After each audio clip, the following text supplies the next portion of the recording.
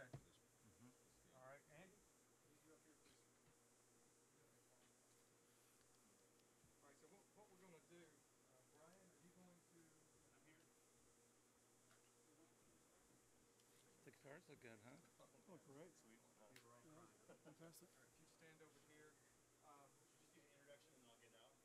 You want to put him on a microphone? There's a handheld under the podium. Two if you want to distribute. Hey, Andy. All right. You know Bob? Well, friend, now that I own one of Fender. He knows me as R. Okay. Do you have level from this mic? You're good? You're okay? I want another one. Good afternoon, ladies and gentlemen. You know, we all get geared up for NAMM shows every year. It's our big event. And there's always new product announcements, and there are new things to see and play and discover. But very rarely is there news such the size and the magnitude and the impact of this. And we're excited that you're here. I'm excited to introduce to you Andy Rossi, Bill Mendello from Fender, Kurt Listug, and Bob Taylor of Taylor Guitars. And guys, tell them what's going on. We're here today to make a real important announcement. Fender will be distributing Taylor guitars throughout Europe. Fender has a unique business model in Europe where over the last 10 years, we go direct to dealers in 14 countries. We have a centralized warehouse and a sales force on the field, in the field. And we have, at this time, we have never distributed another line other than Fender-owned brands, but we felt the time was right for the right brand. And certainly Taylor Guitars is an incredibly prestigious brand. We're very honored to be able to do this in Europe. And Bob and Kurt are just fantastic people, and I think our cultures are very similar as a company. Certainly our goals and objectives are similar. Our focus on brand building and brand awareness and marketing, artist relations, I think are ties very closely in with theirs.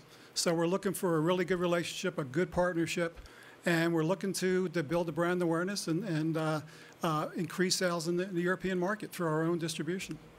Mm-hmm. Kurt? This is the first time we've done something like this. You know, Bob and I have been partners since 1974, and we've been pretty guarded and held things pretty close to the vest.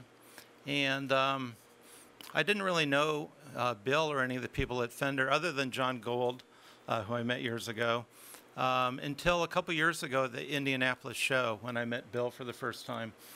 And it turned out that Bill and other people come to San Diego, where we are fairly regularly because they go down to Ensenada. They have a facility there. So we decided to get together over dinner and started getting to know each other a little bit. And I was really impressed with Bill's openness, similar to how we've always been with other guitar makers, where we'll welcome them to our factory and answer any questions they have and share our knowledge and experience. And Bill was willing to tell me all about their sales operation, which is incredibly sophisticated, answer any questions I had about how they'd built their business in Europe. And when I started taking a closer look at our business in Europe, Bill invited me to come and see what they were doing over there. They've developed an incredible sales model that I was really envious to hear about. They have one distribution point in Holland where all goods ship over, so they were able to get the landed costs down. They have several sales offices with direct sales people calling on stores, similar to what they do here in the U.S. And they have their entire line represented there. So their entire line, every guitar model they make is available for consumers and for dealers. How we do it now is quite a bit different from that, and it's really the independent distributor model, which works well, but has some drawbacks. And one of the drawbacks is that you have a lot of independent businesses warehousing the product with their representation of what you make, which really isn't your entire line. So if you look across the entire continent, the different warehouses with Taylor Guitars in them, you have a not a good representation of what we do, And actually, the product is landed at different costs, so it's sold at different costs. So our brand really isn't represented as well as we would like it to be represented. The independent distributor carries a lot of different brands, so I think they do a great job for what they can do with 1 out of 10, 20, or 30 brands, but it's not the same as if you're doing it yourself. So we went over and I went over and looked at their facilities and evaluated doing it ourselves, talked to the number of people from other companies as well that have gone direct, and came to the conclusion that that was the way to go. That was the future, and we needed to move in the direction of the future.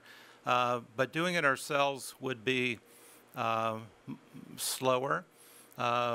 We have the financial resources to do it. We don't really have the human resources to do it. And I thought it was important that we ramp up pretty quickly to seize the opportunity there. And so I then called Bill and Matt and said, shall we look at seeing if there's a way that we could put something together that would work for both companies? And that's what we've done the last 6 months. We've talked about it and developed something that we're both happy with, and we're really pleased to be launching it. Thank you. Mm-hmm.